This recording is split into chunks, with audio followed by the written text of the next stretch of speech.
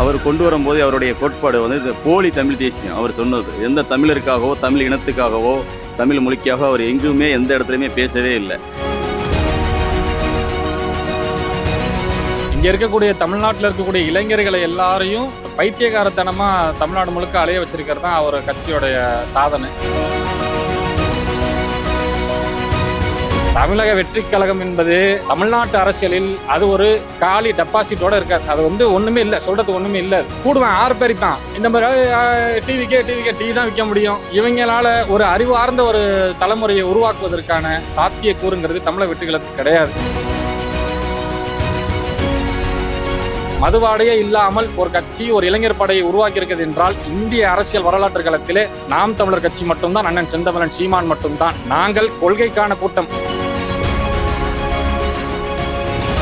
1% ஓட்டுகளை நம்ம பெறும்போது இந்த கட்சிக்கு எதிர்காலமே இல்லைன்னு சொன்னாங்க. எதிர்காலமே இல்லைன்னு சொன்ன அந்த கட்சி 1%லிருந்து 4% ஆச்சு, 4%லிருந்து 7% ஆச்சு, 7%லிருந்து 8% ஆகி மாநிலத்தில் 3வது பெரிய கட்சியாக, மாநிலத்தின் அங்கீகரிக்கப்பட்ட கட்சியாக மாறி இருக்குது. எல்லாரும் வந்து பார்த்தீங்கன்னா இந்த கட்சிக்கு போனால் இவ்வளோ சம்பாதிக்கலாம், அந்த கட்சிக்கு போனால் இவ்வளோ சம்பாதிக்கலாம்னு சொல்லுவாங்க. ஆனால் இன விடுதலைக்காக எந்த ஒரு சுயலாபமும் இல்லாமல் தன்னலமாக எழுந்து வந்து இவ்வளோ பெரிய இளைஞர் படையினர் ஒன்றாக திரண்டு நம்ம எப்படியாவது இந்த சமூக மாற்றத்தை நிகழ்த்திடணும் அப்படின்றதுக்காக மட்டும்தான் இவ்வளோ பெரிய இளைஞர்கள் வந்து இங்கே வந்திருக்கிறோம். பிராமண கடப்பாறையை கொண்டு வராரு. நாங்கள் ஜேசிபி கூட கொண்டாடத்தான் செய்வோம் நாம் தமிழர் பிள்ளைங்க. ஏன்னா திராவிடங்கிறது இந்த மண்ணுக்கு தேவையானது இல்லை. திராவிடம் ஒழிஞ்சாதான் தமிழ் தேசியம் வெல்ல முடியும். ஆமாம், இந்த விஷயத்தில் நாங்கள் திமுக தொடர்ச்சியாக எடுத்துட்டு தான் இருக்கோம். பெரியார் ஒரு மண்ணு தான் எங்களுக்கு. பெரியாரால் தமிழ்நாட்டில் எதுவுமே நடக்கலை.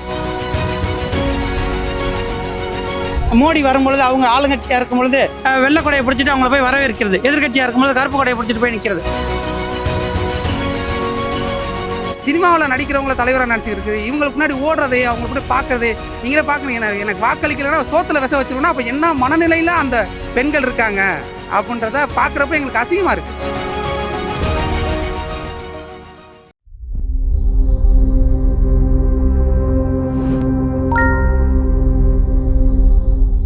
குறிப்பாக ஊடகங்களில் வந்து பொதுவாக வந்து நாம் தமிழர் கட்சி வந்து திமுக பற்றி விமர்சிக்கிறது வந்து குறைச்சிருச்சு, தாவேக்கா பற்றி அதிகமாக விமர்சிக்குது அப்படின்ற மாதிரி பேச்சு. இதுக்கு வந்து உங்களுடைய அப்படி இல்லை. எங்களுடைய கோட்பாடே வந்து திராவிடமாக தமிழ் தேசியமானது தான். திமுகவை வந்து நாங்கள் விமர்சனம் பண்ணலை அப்படின்னு சொல்லவே முடியாது. விஜய் வரும்பொழுது வர்றதுக்கு முன்னாடி அவர் எங்கள் தமிழ் தேசிய பாதையில் வருவாருங்கிற இதில் தான் நாங்கள் ஆதரித்தது. அவர் வந்து கட்சி திறந்ததுக்கப்புறம் நாங்கள் வந்து 2 கண்கள், ஒன்று திராவிடம், ஒன்று தமிழ் தேசியம் அப்படின்னு சொல்லி சொன்னாப்புல.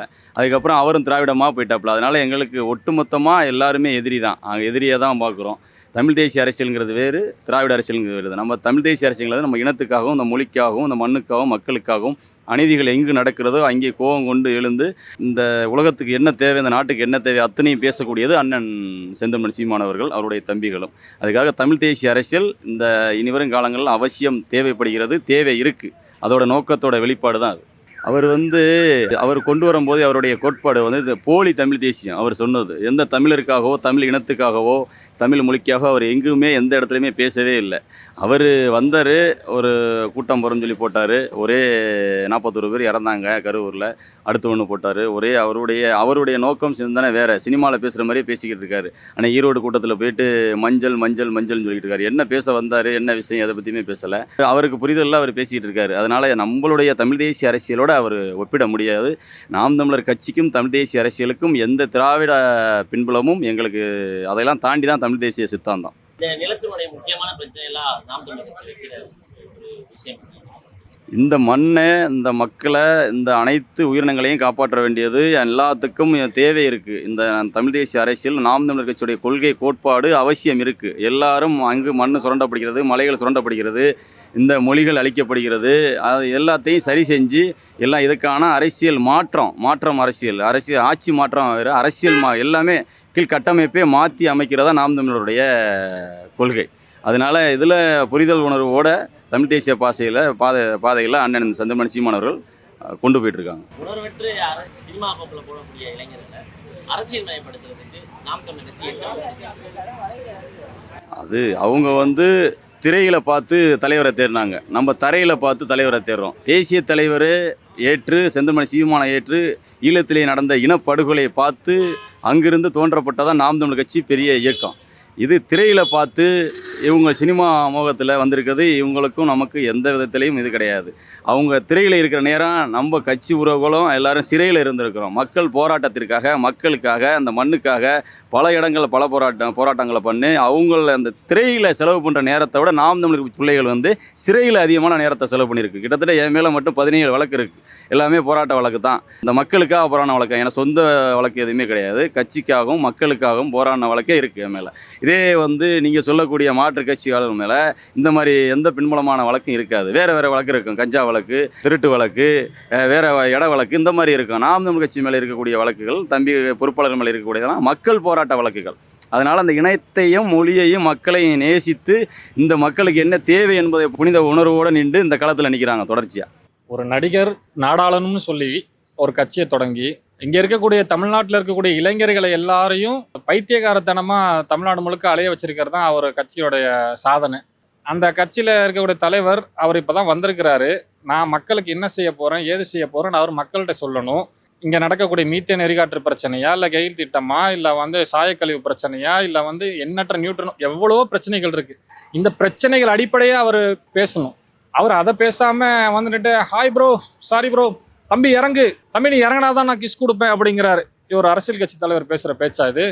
இப்போ எங்கள் கண்ணுக்கு முன்னாடி எதிரியே இல்லைன்னா, வானமே இல்லாத பூமியில் வந்து நான் தான் ஆள், நான் தான் அப்படின்னா இருக்க வீரர்கள்னா, ஒரு வீரன் தலை சிறந்த வீரன்னா நாட்புறம் எதிரியை வந்து சூளை விட்டு அடிக்கணும். இங்கே நான் ஒன்றுமே இல்லை, நான் இல்லை, யாருமே இல்லை, நான் மட்டும்தான் என் கண்ணுக்கு முன்னாடி எதிரியே இல்லைன்னு நினைக்கிறாரு. நாங்கள் அவரை எதிரியாவோட பார்க்கல, அவரை நாங்கள் உதிரியாக தான் பார்க்குறோம். தமிழக வெற்றி கழகம் என்பது தமிழ்நாட்டு அரசியலில் அது ஒரு காலி டெபாசிட்டோடு இருக்காது. அது வந்து ஒன்றுமே இல்லை, சொல்கிறதுக்கு ஒன்றுமே இல்லை. அது கூடுவேன் 6 பேரிப்பான். இந்த மாதிரி டிவிக்கே டீ தான் விற்க முடியும். இவங்களால் ஒரு அறிவார்ந்த ஒரு தலைமுறையை உருவாக்குவதற்கான சாத்தியக்கூறுங்கிறது தமிழக வெற்றி கழகத்துக்கு கிடையாது. இங்கே சில இளைஞரணிலாம் இருக்குது. இங்கே திமுகவில் பார்த்தீங்கன்னா வாழை மரத்தை வெட்டிட்டு போவாங்க. இங்கே தமிழக வெற்றி கழகம்னு பார்த்தீங்கன்னா மரத்துக்கு மரம் ஏறி திங்கிட்டு தாவுவாங்க. கொள்கை சார்ந்த ஒரு தலைவர், ஒரு கட்சியோட சுப்ரீம் கமாண்டர் வராரு அப்படின்னு சொன்னால் இராணுவ கட்டுப்பாட்டோடு எழுந்து நின்று அந்த கூட்டத்தை நிறைவு செய்து மதுவாடையே இல்லாமல் ஒரு கட்சி, ஒரு இளைஞர் படையை உருவாக்கியிருக்கிறது என்றால் இந்திய அரசியல் வரலாற்று காலத்திலே நாம் தமிழர் கட்சி மட்டும்தான், அண்ணன் செந்தமிழன் சீமான் மட்டும்தான். நாங்கள் கொள்கைக்கான கூட்டம் லட்சக்கணக்கான பேர் இருக்கோம். கூடி மாரடிச்சு கூழாங்கல்லாம் செதறக்கூடிய இந்த உதிரிகளை பற்றி நாங்கள் ஒருபோதும் கவலையும் படலை. அது எங்களுக்கு ஒரு வேலையில் அது டஸ் நாட் மேட்டர். தமிழக வெற்றி கழகம் என்பது டஸ் நாட் மேட்டர் ஃபார் நாம் தமிழர் கட்சி. நாங்கள் தான் தமிழ்நாட்டினுடைய 2026 சட்டப்பேரவை தேர்தலில் மாபெரும் அரசியல் தாக்கத்தை ஏற்படுத்தக்கூடிய கட்சி நாம் தமிழர் கட்சி. அந்த கட்சியினுடைய இளைஞர் பாசறை அதை வென்று முடிக்கும். விரைவில் அண்ணன் செந்தமிழன் சீமான் அவர்களை சென்னை செயின்ட் ஜார்ஜ் கோட்டையில் முதல்வராக்குவதற்கான பணிகளை நாங்கள் செய்வோம். எத்தனை விமர்சனமான சொல்லுங்க, பிரச்சனையே கிடையாது. நாங்கள் அதை பற்றின கவலை இல்லை. நாங்கள் உண்மையாக இருக்கோம், உள்ளம் சார்ந்து உள்ள தூய்மையோடு நாங்கள் நிற்கிறோம். நாம் தமிழர் கட்சியை நிச்சயம் அரங்கில் ஏற்றுவோம். நாங்கள் சலசலப்புக்கெல்லாம் அஞ்ச மாட்டோம். திமுகவோட சொல்லும், நாங்கள் சலசலப்புக்கு அஞ்ச மாட்டோம், நாங்கள் பணங்காட்டு நரின்போம். இது வன்னிக்காட்டு புலி. நாங்கள் தலைவர் பிரபாகரனுடைய பிள்ளைகள், அண்ணன் சீமானின் தம்பிகள். நன்றி, வணக்கம். வணக்கம், என் பேர் தரணிதரன். நான் வாணிபடி தொகுதியிலேருந்து வரேன். மாநில இளைஞர் பாசறை ஒருங்கிணைப்பாளர். முதல்ல அண்ணன் சீமான் 2010 இந்த கட்சியை ஆரம்பிக்கும் போது இதெல்லாம் ஒரு கட்சியானு கேட்டாங்க. அதன் பிறகு நடந்த தேர்தலை நம்ம சந்திக்கும் போது போட்டியிட 234 தொகுதியில் போட்டியிட உங்ககிட்ட வேட்பாளர்கள் இருக்கான்னு கேட்டாங்க. அதன் பின்னாடி 1% ஓட்டுகளை நம்ம பெறும்போது இந்த கட்சிக்கு எதிர்காலமே இல்லைன்னு சொன்னாங்க. எதிர்காலமே இல்லைன்னு சொன்ன அந்த கட்சி 1%லேருந்து 4% ஆச்சு, 4%லேருந்து 7% ஆச்சு, 7%லேருந்து 8% ஆகி மாநிலத்தில் 3வது பெரிய கட்சியாக, மாநிலத்தின் அங்கீகரிக்கப்பட்ட கட்சியாக மாறி இருக்குது. எந்த கட்சிக்கு எதிர்காலம் இல்லைன்னு சொன்னாங்களோ அதே கட்சி எதிர்காலத்தை உருவாக்கும் இந்த இளைஞர் படையினை திரட்டி இன்னைக்கு இவ்வளவு பெரிய ஒரு கலந்தாய்வு, இளைஞர் பாசறை கலந்தாய்வுன்னு நடத்திட்டு இருக்கு. இதைத்தான் நான் சீமான் சொன்னாரு, இளையோர் படை எழுக, இன விடுதலை பெருக அப்படின்னு சொன்னார். பெரியாரை பத்தி பேசுறாரு, முதல்ல நல்லா பேசினாரு, அதுக்கப்புறம் மாத்தி பேசுறாரு. சீமான் அண்ணன் ஒரே கருத்தியல்ல இல்ல, அவர் மாத்தி பேசுறதா சொல்லுவாங்க. பெரியாரை நாங்க மறுசீராய்வு செய்யறோம். இதுக்கு வரைக்கும் பாத்தீங்கன்னா பாஜகவோ சரி, RSS சரி, அவங்க பெரியாரை ஏன் எதிர்க்கிறாங்கன்ற ஒரே ஒரு காரணம் கடவுள் மறுப்பு மட்டும்தான் இருந்துச்சு. ஆனால் பெரியார் சொன்ன கருத்துக்களை மறுசீராய்வு செஞ்சு இத்தனை வருடங்களுக்கு பிறகு பெரியார் ஒரு தமிழ்நாட்டின் அரசியல் பிம்பமாக இருக்கும்போது அதை உடைக்கும் திறன் கொண்ட ஒரே ஒரு அரசியல் தலைவனாக, அரசியல் ஆசானாக சீமான் மாறி இருக்கிறார் என்றால் அது யாராலுமே தவிர்க்க முடியாத ஒன்று. இளைஞர்கள் எப்பவுமே பார்த்தீங்கன்னா ஒரு நடிகனுக்கோ இல்லை ஒரு விளையாட்டு வீரர்களுக்கோ அந்த மாதிரி ரசிகனாக இருக்கிற காலம் போய் ஒரு அரசியல் படுத்தப்பட்ட கூட்டமாக மாறி இத்தகைய இளைஞர் படையினை திரட்டி ஒரே ஒரு பாசறைக்காக இவ்வளோ பெரிய கூட்டத்தை கூட்டி ஒரு கலந்தாய்வு நடத்த முடியும்னா அது அண்ணன் சீமானால் மட்டும்தான் முடியும். இந்திய அரசியல் முக்கியமாக அதிலும் தமிழ்நாட்டோட அரசியல் அண்ணன் சீமானின் வருகைக்கு முன்பு வருகைக்கு பின்பு தான் எழுதணும். காரணம், எத்தனையோ பேர் அரசியல்ன்றாவே ஒரு சாக்கடை, அரசியல்னாவே ஒரு பணம் சம்பாதிக்கிற ஒரு கூடம் அப்படின்ற நிலைமையை மாற்றி அரசியல் ஒரு அறிவாய்ந்த ஆயுதம், வாக்கு என்பது மக்களுக்கான ஆயுதம் என்று மக்களுக்கு உணர்த்தி பேசி பேசி பேசி இத்தனை பெரிய கூட்டத்தை கூட்டியிருக்கிறாருன்னா அது இது வரைக்குமே யாராலுமே செய்ய முடியாத ஒரு சாதனை. எல்லாரும் பார்த்திங்கன்னா இந்த கட்சிக்கு போனால் இவ்வளோ சம்பாதிக்கலாம், அந்த கட்சிக்கு போனால் இவ்வளோ சம்பாதிக்கலாம்னு சொல்லுவாங்க. ஆனால் இன விடுதலைக்காக எந்த ஒரு சுயலாபமும் இல்லாமல் தன்னலமாக எழுந்து இவ்வளோ பெரிய இளைஞர் படையினை ஒன்றாக திரண்டு நம்ம எப்படியாவது இந்த சமூக மாற்றத்தை நிகழ்த்திடணும் அப்படின்றதுக்காக மட்டும்தான் இவ்வளோ பெரிய இளைஞர்கள் இங்கே வந்திருக்கிறோம். நாங்களாம் பார்த்திங்கன்னா எந்த ஒரு எதிர்பார்ப்பும் இல்லாமல் இன்றைக்கி ஒரு நாள் வருமானத்தை விடுத்து நாங்கள் சேர்ந்துருக்கோம். யாருக்காக? எங்களுக்காக இல்லை, எங்களை வருங்கால தலைமுறைக்காக, வருங்கால சந்ததிக்காக. இன்றைக்கி நாங்கள் நின்று அரசியலில் போராடுற மாதிரி எங்களுடைய பசங்க, எங்களுடைய பேரப்பிள்ளைகள் போராடக்கூடாது, அவர்கள் ஒரு நல்ல வாழ்க்கை வாழணும் அப்படின்றதுக்காக மட்டும்தான் இந்த நாம் தமிழர் கட்சி இவ்வளோ போராடுது. கண்டிப்பாக 2026 அண்ணன் சீமான் தான் முதல்வராக மாறுவார். அது வரைக்கும் நாங்கள் கண்டிப்பாக நிச்சயமாக போராடுவோம். நன்றி. பெரியாரை முதல்ல திராவிடர்கள் தூக்கிட்டு வந்தாங்க, இப்போ விஜய் தூக்கிட்டு வர்றாங்க. அவங்களுக்கான தேவை இருக்குது. பெரியாரை தூக்கி பிடிக்கணும், இது பெரியார் மண்ணுன்னு சொல்லிட்டு ரொம்ப காலமாக கஞ்சி குடிச்சிட்டு இருந்தாங்க.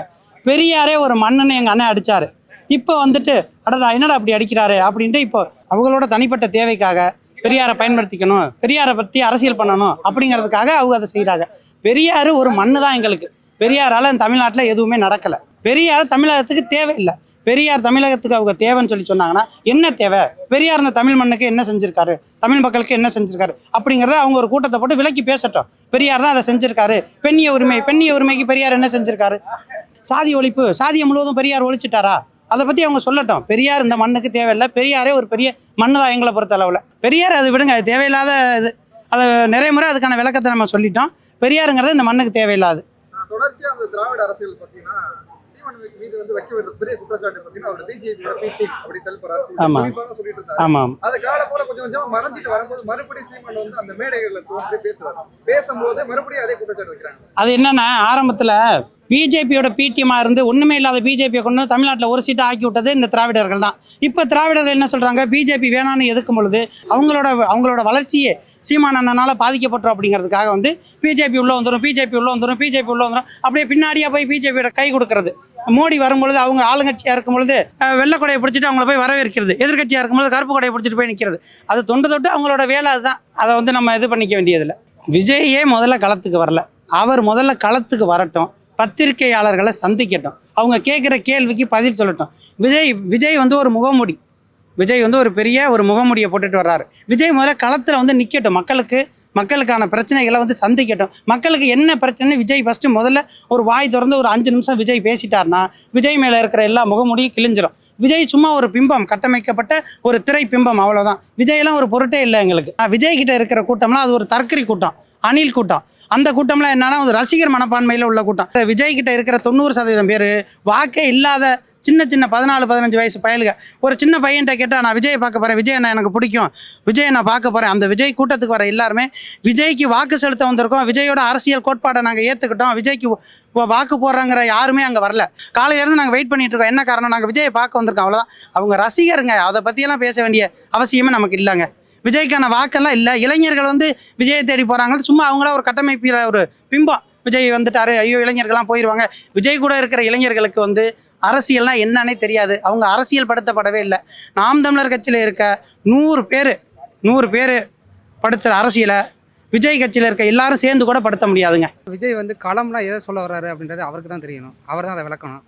களம் அப்படின்றத எங்களுக்கு அண்ணன் 2009 ஈழத்தில் நடந்த போர்லேருந்து நம்ம களம்னா என்னன்னு சொல்லி கொடுத்துருக்காரு. களம் அப்படின்றது மக்களுக்காக போராடுறதான் களம். அப்படி பார்க்கையில் தொடர்ச்சியாக ஈழத்தில் படுகொலை செய்யப்பட்ட போது களத்தில் நின்னது நாங்கள் தமிழர்கள் தான் உயிர் தியாகம் செஞ்சோம். அந்த களத்தில் தான் நாம் கட்சி உருவாச்சு.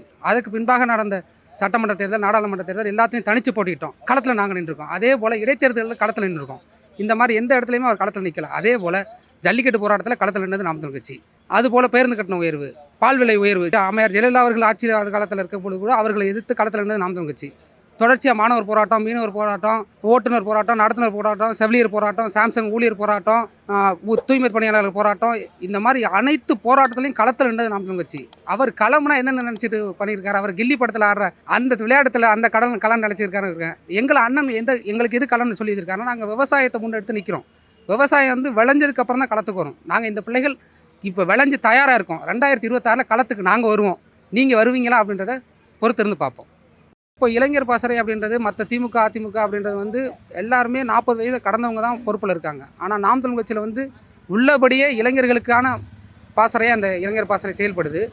நடக்க இருக்கின்ற 2026 சட்டமன்ற தேர்தல் வந்து மிகப்பெரிய ஒரு புரட்சிகரமான இடமா எங்களுக்கு இருக்கும். ஏன்னா விளையாடுறதுக்கு யார் யார் எதிரி அப்படின்றத நாங்கள் முன்னாடியே தீர்மானித்து எங்கள் அண்ணங்கள் சொல்லிட்டாங்க. இடையில இந்த தாவேக்கா வர்றதுனால ஒரு அவங்களோட பண பலத்தை வச்சு, ஊடக பலத்தை வச்சு நாங்கள் தான் வளர்ந்து வர்றோம், நாங்கள் தான் அடுத்த கட்சி, நாங்கள் தான் மாற்று அப்படின்னு ஒரு ஏமாற்றம் நிறைவேற்றிருக்காங்க.